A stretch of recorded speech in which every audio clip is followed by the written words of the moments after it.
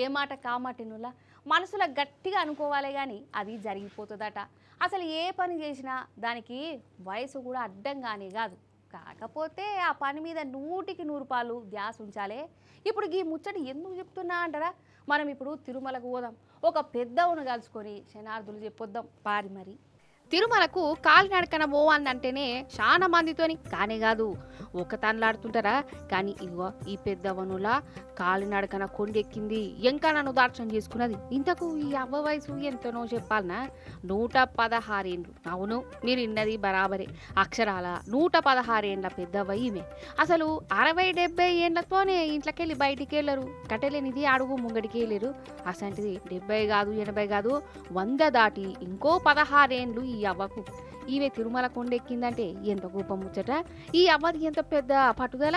ఈమెది కర్ణాటక రాష్ట్రంలో ఎంకన్న భక్తురాలట. ఎట్లనన్నా చేసి కాలినడకన స్వామిని దర్శనం చేసుకుందామని కుటుంబంతో కలిసి తిరుమలతో పట్టింది. ఫస్ట్ ఇంట్లో భయపడ్డరు, కానీ ఈ అవ్వ మెట్లెక్కుతుంటే పరిశాన్ అయ్యారు. ఆమెతో ఈ అడుగులు వేసుకుంటా ముంగడికి గదిలిరు.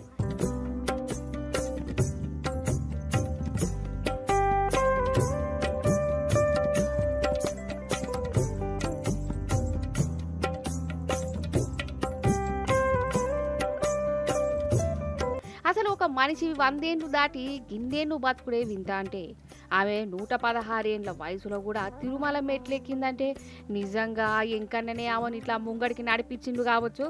గిటనే తారీఫ్ చేస్తురు అక్కడ పబ్లిక్.